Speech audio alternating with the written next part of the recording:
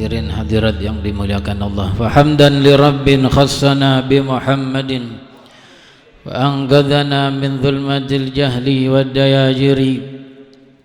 Falhamdulillahilladzi hadana bi 'abdihil mukhtari man da'ana ilaihi bil idzni wa qad nadana labbaika ya man dallana wa hadana.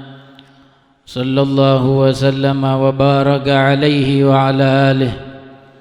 Alhamdulillahilladzi jama'ana fi hadzal majma'il karimil mubarak. Limpahan puji kehadirat Allah,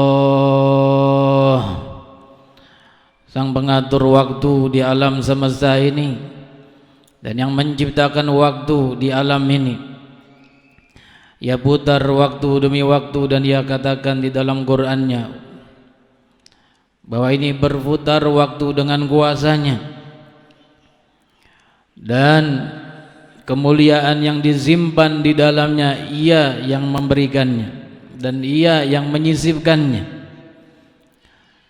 Tidak mengenal seseorang akan keagungan waktu yang dijalankan, yang dihadapi, melainkan sekedar pengenalannya terhadap keagungan yang mencipta.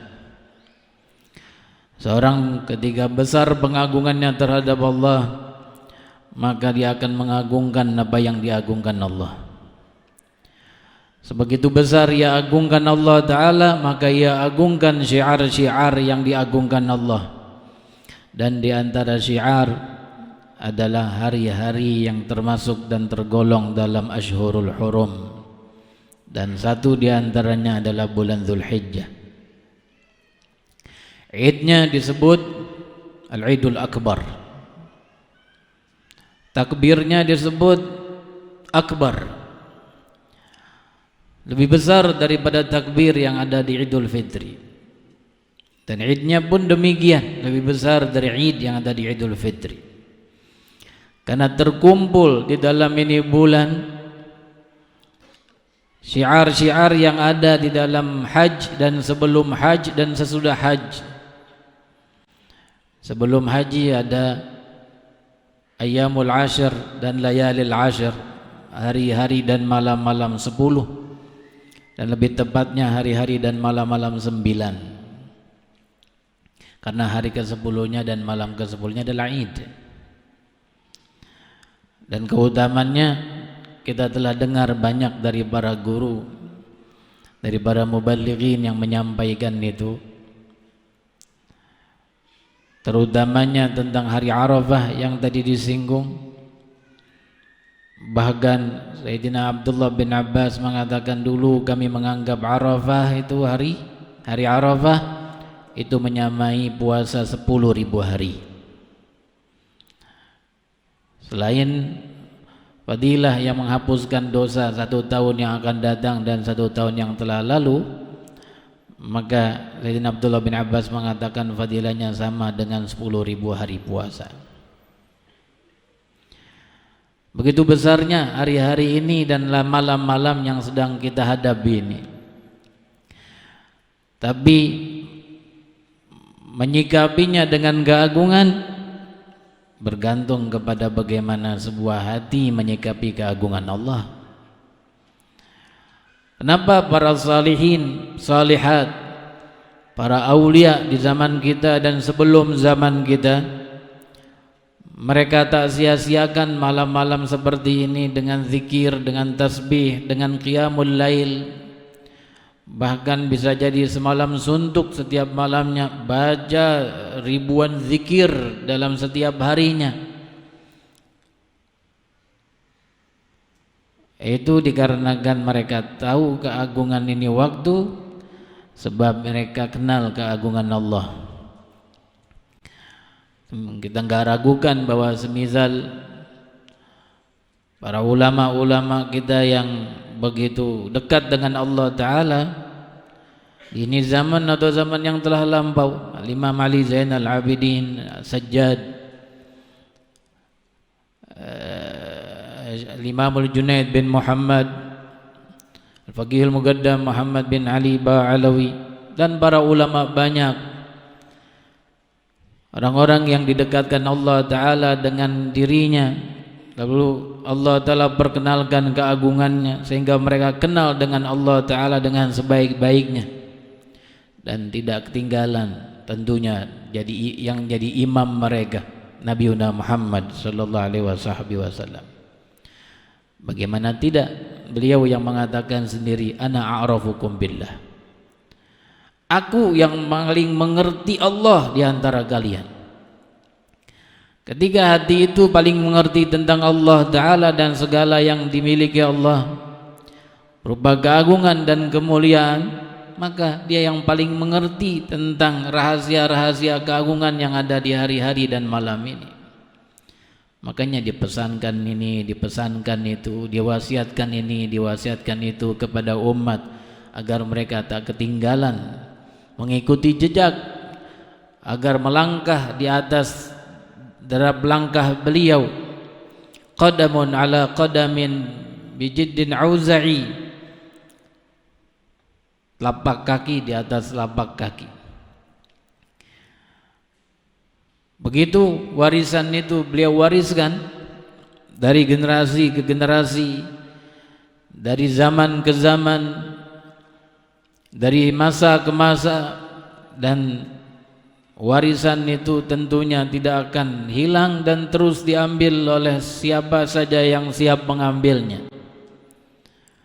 Allah Ta'ala buka pintu selebar-lebarnya untuk siapa saja yang mau masuk, silahkan masuk.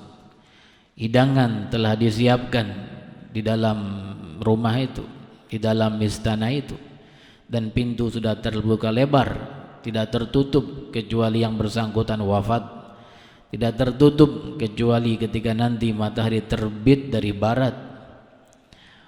Maka masuklah di setiap zaman mereka-mereka yang ditakdirkan Allah Ta'ala untuk memenuhi panggilan dan seruannya. Mulialah mereka, terangkatlah derajat mereka, dan tertulislah mereka menjadi dalam daftar-daftar para salihin dan salihat yang terus mendapatkan perhatian Allah Ta'ala secara khusus, dan semoga kita termasuk bagian dari mereka, amin. Hadirin hadirat yang dimuliakan Allah, hari-hari ke depan tentunya akan kita jumpai hari penyembelihan hewan kurban, dan al-udhiyah atau syiar kurban merupakan syiar terbesar di bulan seperti ini selain syiar haji. Kita tahu bahwa hukumnya sunnah muakkadah, tidak menjadi wajib kecuali ketika dinazarkan, dan menurut Imam Hanafi menjadi wajib untuk orang yang mampu. Kalau kita sunnah untuk orang yang mampu, seorang yang sudah baligh, muslim, dan dia berakal sehat, merdeka dan mampu. Mampu apa? Kata ulama kita, mampu di 4 hari ini, 4 hari mendatang, yaitu hari Id dan hari Tasyrik yang 3 hari setelah Id, dia memiliki dana yang lebih dari kebutuhan pokoknya itu yang cukup untuk membeli seekor kambing, maka dikatakan mampu.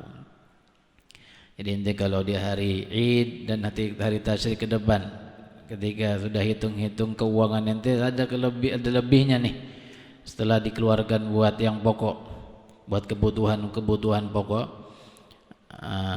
cukup lebihnya itu untuk beli kambing, berarti disunahkan ente untuk berkurban ini tahun depan begitu lagi, disunahkan lagi, tahun depan begitu lagi, disunahkan lagi. Loh kok tiap tahun kita disunahkan berkorban? Iya, memang tiap tahun bagi yang mampu. Al-Imam Syafi'i rahimallahu ta'ala wa radhiyallahu ta'ala anhu mengatakan, la urakhis, aku enggak ngasih rukhsah, aku enggak ngasih keringanan fi tarkiha liman qadara 'alaiha, enggak ngasih keringanan untuk meninggalkan ini kesunahan udhiyah berkurban bagi orang yang mampu melaksanakannya. Makanya ulama kita mengatakan kalau mampu tapi dia nggak kerjain maka jadilah makruh. Artinya dia mengerjakan sesuatu yang makruh ketika orang itu mampu. Dalam mazhab Imam Imam Abu Hanifah lebih keras lagi bagi yang mampu dan hukumnya wajib lalu dia tidak kerjakan, dia tidak berkurban di ini tahun, maka dosa dia. Nama dikatakan wajib dalam mazhab itu, walaupun kategori mampunya beda.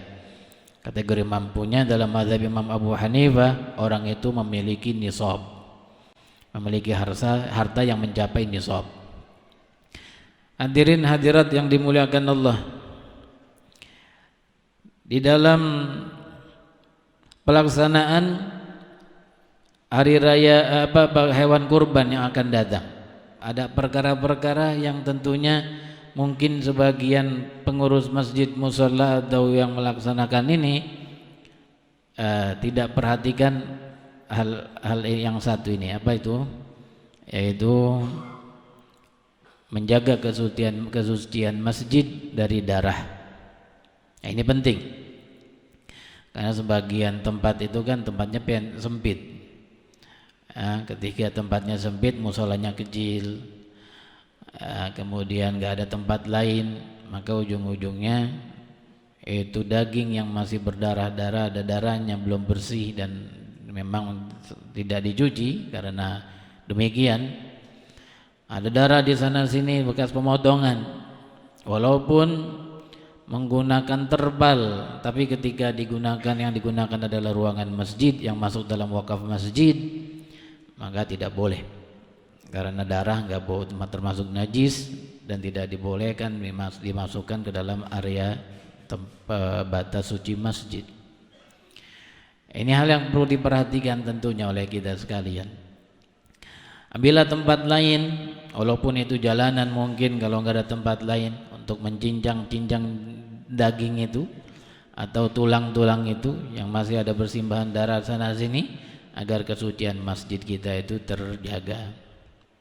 Apalagi ya yang ironis, apalagi yang lebih miris lagi, kalau ada yang kurang paham, kambing-kambingnya ditaruh di tempat di masjid. Saya pernah lihat di salah satu tempat lewat di pinggir jalan musola, kambing-kambingnya diletakkan di halaman masjid, di halaman musolanya, sehingga ketika masuk, masya Allah, ya, aromanya tentunya tidak enak dan tidak nyaman untuk ibadah di dalam. Itu mungkin dipandang bahwa bagian yang diletakkan sama kambing-kambing itu bukan bagian dari masjid, tapi ala kulli hal aromanya mengganggu ke tempat-tempat sholat. Mungkin karena keterbatasan tempat. Tapi yang wajib kita perhatikan adalah darah tadi. Jangan sampai darah-darah ini masuk ke dalam area masjid yang dihitung dalam batasan suci, sehingga kita memasukkan najis ke dalam masjid kita, dan itu diharamkan oleh ulama. Hadirin hadirat yang dimuliakan Allah, untuk laki-laki kalau mampu ketika dia berkorban punya kambing atau sapi, dia mau berkorban dengan itu. Laki-laki ini mampu, yang berkorban mampu untuk menyembelihnya, afdal dia yang menyembelih. Tapi kebanyakan kita mungkin nggak mampu, dia hanya mampu untuk membeli kambing untuk sembelihan, udah diserahkan kepada tukangnya atau kepada ustadz yang sudah ditunjuk. Apapun untuk perempuan lebih afdal mewakilkan, dan itu yang dilakukan oleh Sayyidatuna Aisyah atau Khadijah atau Fatimah.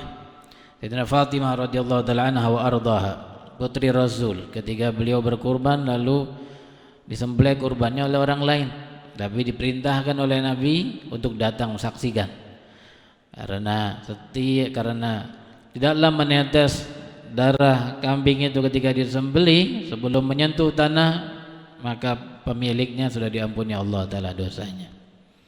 Itulah kelebihan orang yang berkorban. Kata Rasul di dalam hadis, Riwayat Imam Bazzar dan Imam Ibn Hibban. Ya Fatimah, katanya, gumi ila udhiyatik fashhadiha. Bangunlah menuju ke binatang korbanmu dan saksikanlah. Fa inna laki bi awwali qatratin taqduru min damiha. Sungguhnya engkau mendapatkan di awal tetesan darahnya, an yaghfira laki ma salafa min dzunubik. Allah telah ampuni dosa-dosamu yang telah lalu. Galat, kata beliau, ya Rasulullah, apakah ini untuk ahlul bait saja atau untuk muslimin juga semuanya? Kata Rasul, untuk muslimin semuanya. Ya, bukan khusus buat ahlul bait keluarga beliau saja, tapi semua orang yang berkorban akan Allah Ta'ala ampuni dosanya sebelum tetesan darah itu menyentuh bumi. Begitu cepatnya ampunan Allah Ta'ala dengan dikiaskan dengan hal demikian. Hadirin hadirat yang dimuliakan Allah, inilah amalan yang mendapat meningkatkan derajat kita di sisi Allah Ta'ala dan menambahkan pahala. Karena dengan begitulah kita berlomba antar sesama agar mendapatkan lebih tinggi derajat dengan yang lainnya di alam sana. Rasul sallallahu alaihi wasallam pernah di dalam sebuah riwayat beliau mengatakan kepada para sahabatnya ketika ada dua orang sahabat Nabi saudaraan, dua-duanya bersaudara, lalu yang satu wafat. Ketika sudah berjalan satu Jumat, satu pekan, yang lainnya menyusul, saudara yang lainnya menyusul. Setelah yang kedua ini dikuburkan dan selesai penguburannya, urusannya semua selesai, Rasul katakan kepada para sahabatnya, "Ma qultum?" Apa pendapat kalian? Lalu para sahabat mengatakan, "Ya Rasulullah, da'unallah an yaghfira lah." Kami berdoa kepada Allah Ta'ala agar Allah ampuni yang ini, yang meninggal terakhir ini. An yaghfirullah, Allah ampuni, wa yarhamah, dan Allah Ta'ala berikannya rahmat, wa yulhiqahu bisahibih, dan semoga Allah Ta'ala kumpulkan dia dengan temannya, dengan saudaranya yang meninggal minggu lalu. Kata Rasul ketika sahabatnya ngomong gitu, wa kaifa salatuhu bi salatihi wa siyamuhu bi siyamihi wa amaluhu bi amalihi. Kata Nabi, bagaimana salatnya ini yang enggak dikerjakan sama yang satunya, puasanya ini yang enggak dikerjakan sama yang satunya. Artinya yang ini akan lebih tinggi derajatnya, yang meninggal terakhir akan lebih tinggi derajatnya karena pahalanya lebih dari pahala yang satu. Sebab apa? Sebab sholatnya lebih dari sholat yang satu. Dia sudah meninggal, kacak satu minggu, sholat yang ini lebih banyak.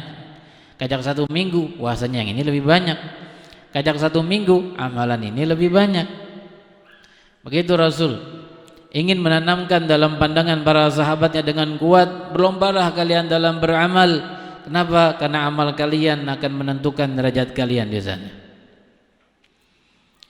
Begitupun Quran yang kita baca disebutkan dalam hadis, nanti seseorang akan naik derajatnya di sisi Allah Ta'ala di sorga sesuai dengan sejauh mana bacaan Qurannya. Baca, kata Allah, baca dan teruslah baca, dan teruslah baca sampai engkau mencapai derajatmu. Karena Al-Quran akan memberikan syafaat kepada orang yang membacanya. Hadirin hadirat yang dimuliakan Allah, di hari-hari ini bagaimana tadi disebutkan dan disinggung tentang perbedaan adanya Id antara pemerintah dengan Muhammadiyah. Lalu di kita pun ada yang berbeda hari dalam pelaksanaan salat Id. Masalah ini sebenarnya bukan masalah baru, masalah lama dan bahkan telah dibahas oleh para ulama. Di antaranya yang membahas begitu bagusnya dan lugasnya yaitu Al-Imam Asy-Syahid Dr. Muhammad Said Ramadan Al-Buti di dalam kitab beliau Fiqhul Muqarin. Yang dibahas tentang masalah Idul Fitrinya, tapi enggak beda tentang dengan Idul Adha karena semuanya berkaitan dengan ru'yah. Dari dulu ulama itu beda pendapat. Menentukan tanggal 1 itu cukup dengan satu orang lalu berlaku untuk seluruh dunia, ataukah mesti setiap negeri itu mempunyai hukum masing-masing? Itu masalah yang diperdebatkan dari dulu. Maka terbelahlah dua kelompok. Ya, mazhab kita Imam Syafi'i lebih condong kepada bahwa setiap negeri punya hukum masing-masing. Ya, kita di Indonesia ini lain hukumnya dengan yang ada di Saudi sana, Makkah Madinah. Makkah Madinah punya hukum sendiri tentang penentuan 1 Zulhijjahnya, dan kita juga punya hukum sendiri. Gak bisa yang di sini ngikutin yang sana. Hadisnya apa? Dasarnya hadis yang masyhur yang dibahas oleh para pencinta ilmu, yaitu hadis Quraib, di mana beliau ini datang dari negeri Syam ke Madinah. Lalu ditanya oleh Sayyidina Abdullah bin Abbas atau Sayyidina Abbas bin Abdul Muttalib, ditanya, kapan kalian puasa di sana? Mulai hari Jumat. Hari Jumat kami berpuasa dan mulai puasa, dan Muawiyah, itu penguasa Syam, Muawiyah saat itu pun berpuasa dan orang-orang pada puasa. Lalu beliau mengatakan, kami di Madinah di sini hari Sabtu. Lalu Quraib ini bilang, Tuhan, tidakkah cukup dengan puasanya Muawiyah di sana, di Syam? Jadi kita ikut aja, di sana udah puasa, udah ngikut. Enggak, kata beliau, enggak. Hakadza amarana Rasulullah. Begitulah kami diperintahkan oleh Rasul. Maka Madinah dengan Syam beda tempat, beda matlak, beda waktu terbit terbenam mataharinya, beda waktu sholatnya, maka beda juga hukumnya. Gak bisa ngikut-ngikut ke sana, karena ru'yah dan penglihatan bulan di hilal di sini beda dengan penglihatan bulan di sana. Begitu kan kita Indonesia dengan Arab Saudi, nggak bisa ikut. Oh, Arab Saudi wukuf Jumat, kita wukuf Jumat juga. Arab Saudi di sana idnya hari Sabtu, kita Sabtu juga.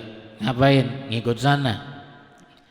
Itu mazhab kita Imam Syafi'i nggak membenarkan itu, karena masing-masing negeri punya hukumnya. Kemudian dalam mazhab Abu Hanifah mereka lebih condong kepada bahwa kalau sudah dilihat dalam satu negeri maka sedunia berlaku. Itu. Dan mereka punya dalil juga. Saling bantah antara Imam mazhab Syafi'i dengan mazhab Imam Abu Hanifah, mazhab Hanafi. Tapi yang satu poin yang perlu diperhatikan dan disebutkan oleh beliau Dr. Muhammad Said Ramadan Al-Buti, itu perbedaan pendapat itu semuanya hilang dengan apa? Dengan adanya keputusan dari pemerintah yang berkuasa. Karena hukmul imam yarfa'ul khilaf, hukum pemerintah itu akan menghilangkan segala perbedaan pendapat. Itu berlaku pendapat itu kapan? Kalau misalnya ada seorang berada di negeri kafir, ente tinggal di Amerika, pemerintahnya pengurusin beginian, ya, negeri kafir nggak ngurusin tentang 1 Zulhijjah kapan datangnya, 1 Ramadan kapan datangnya. Kita karena negara mayoritas muslimin, maka ada pemerintah ngurusin ini. Tapi kalau di sana mungkin nggak diurus masalah-masalah begini. Diurus masalah apa? Ukraina diurus. Tapi kalau masalah gini nggak diurus, karena negaranya mayoritas kufar. Nah, kalau dalam keadaan begitu, maka bisa jadi lembaga-lembaga muslimin yang menentukan, dan bisa beda antara ini dengan itu. negeri yang di sini, walaupun sama-sama di Amerika dengan negeri yang di sana. Kayak kita di sini, antara kita di Jawa dengan di Sulawesi misalnya, sama-sama Indonesia tapi beda tempat, bahkan beda pulau. Di sana pemerintahnya nggak menentukan, maka bisa terjadi perbedaan pendapat ini. Oh, yang memegang satu Imam Abu Hanifah, sudah dilihat di sana, udah kita barengin aja satu waktu, satu hari, tanggal yang sama untuk penentuannya. Kalau yang mau memegang Imam Syafi'i yang mengatakan setiap negeri punya hukum lain-lain selama matla'nya beda, tempat terbit, waktu terbit dan terbenam mataharinya beda, maka negeri itu punya hukum masing-masing. Dipakai itu silakan, yang mau pakai itu silakan, yang mau pakai ini silakan. Ketika tidak ada campur tangan pemerintah. Tapi kalau sudah pemerintah, dalam hal ini Menteri Agama, mengumumkan dan menetapkan, maka semua yang ada di bawah kekuasaannya itu seluruh Indonesia sudah semestinya harus taat patuh pada pemerintah. Itu tersebutkan di dalam mazhab Imam Syafi'i sendiri. Dan itu menjadi mahal ittifaq antar mazhab. Titik persamaan antar mazhab yang menghindarkan segala perpecahan. Kapan? Kalau sudah pemerintah campur tangan, urun tangan dengan menetapkan kapan tanggal 1 Ramadan, kapan tanggal 1 Syawal, kapan tanggal 1 Zulhijjah, sehingga kapan hari Idnya. Itu pemerintah kalau turun tangan, maka semua ikut pada pemerintah, mestinya demikian. Dan beliau dalam kitabnya mengatakan itu mahal ittifaq dan mahal ijma'. Sepakat ulama tentang hal itu. Perbedaannya terjadi kalau tidak ada ketetapan dari pemerintah yang berkuasa. Ya. Jadi jangan bingung-bingung kalau mau lebih selamat. Ikut mana sih? Udah ikutin pemerintah, selesai sudah. Dan ulama-ulama kita yang dari Hadramaut yang turun ke sini, semuanya mayoritas lebih condong kepada untuk ikut pemerintah. Karena begitulah kaidah ilmu berjalan. Ya, kemudian kenapa masih terjadi perbedaan? Ya, latar belakangnya banyak hal. Tapi kalau kita mau ikut dengan kaidah ilmu, maka ikut dengan pemerintah itulah yang lebih selamat. Dan bahkan ulama mengatakan di dalam salah satu kitab, saya lupa dikatakan di dalam kitab Zawajir atau dalam kitab Majmu', disebutkan bahwa menyalahi imam di dalam ketetapannya, maka pemerintah mempunyai hak untuk memberikan menjatuhkan takzir. Ya, kalau ada misalnya nih, kan boleh aja dari segi individu, boleh aja seorang mempunyai perbedaan ru'yah, hasil ru'yah dengan pemerintah, dan itu disahkan. Misal contoh supaya nggak bingung, malam tanggal 29 Sya'ban, dalam contoh Ramadan, malam tanggal 29 Sya'ban semuanya ngelihat bulan, yang mampu ngelihat bulan, yang punya ilmunya. Saya termasuk di antaranya, misalnya saya bisa ngelihat bulan, lalu kelihatan bulan di tempat saya melihat bulan. Tapi pemerintah tidak menetapkan karena kurang bukti mungkin di sana. Ya, saya ngelihat. Maka untuk saya pribadi, besok Ramadan buat saya wajib saya puasa karena saya ngelihat bulan, saya ngelihat hilal. Pemerintah nggak menetapkan besok tanggal 1 Ramadan. Saya secara pribadi wajib besok puasa karena saya melihat bulan. Lalu siapa lagi yang wajib puasa? Yang percaya dengan saya. Oh, yang percaya dengan saya besok puasa. Percaya kebenaran yang saya sampaikan besok puasa. Nah, kalau kejadiannya di hari Id tanggal 29 Ramadan, pada ngelihat bulan, pemerintah pun mengutus orang-orang untuk melihat bulan di pelosok sana, tempat sana, gedung sana, pinggir pantai sana. Saya termasuk juga, misalnya ke pinggir pantai mana atau gedung tinggi mana saya ngelihat bulan, oh ngelihat bulan saya, maka saya besok Id. Tapi pemerintah rupanya tidak demikian. Mereka tidak menetapkan besok Id, mereka menetapkan besok masih Ramadan, sehingga Ramadan digenapkan jadi 30 hari, sehingga Id besoknya lagi, Idnya lusa. Saya yang lihat bulan, oh, saya besok Id saya. Berarti beda dengan pemerintah Idnya, saya maju lebih sehari. Ya. Dan kalau ada yang percaya dengan saya, sama kayak tadi, Idnya juga bareng. Tapi ketika mau bikin Id bareng-bareng, nggak boleh ditampakkan besar-besaran di khayal ramai. Kenapa? Karena itu penampakan pembangkangan terhadap pemerintah yang sah. Karena pemerintah mengumumkan satu Id angka sekian, ente melakukan sebelumnya, saya dan kawan-kawan ini lakukan sebelumnya, tapi kemudian ditampakkan di halayak ramai, dan itu dilarang di dalam syariat. Bahkan pelakunya pantas untuk dapat takzir dari imam, dari pemerintah.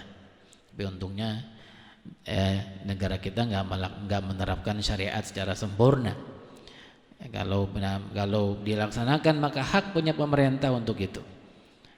Hadirin hadirat yang dimuliakan Allah, itulah penjelasan ulama yang saya ketahui.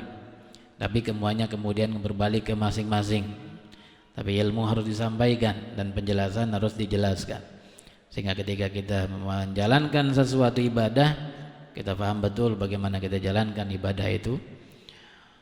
Dan bahkan yang dilakukan dan dijalankan di Hadramaut sampai sekarang, mereka semuanya menunggu ketetapan pemerintah.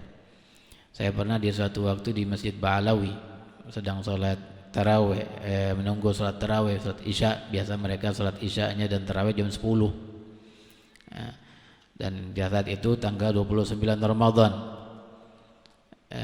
setelah sholat isya, aku nggak langsung sholat tarawih nih.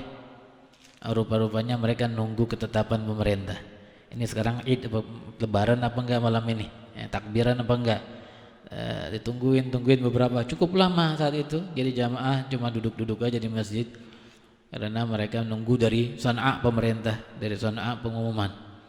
Ketika ditetapkan, oh belum, baru salat tarawih. Sampai sebegitunya. Karena begitulah yang dijalankan oleh kebanyakan ulama kita, nurut pada pemerintah.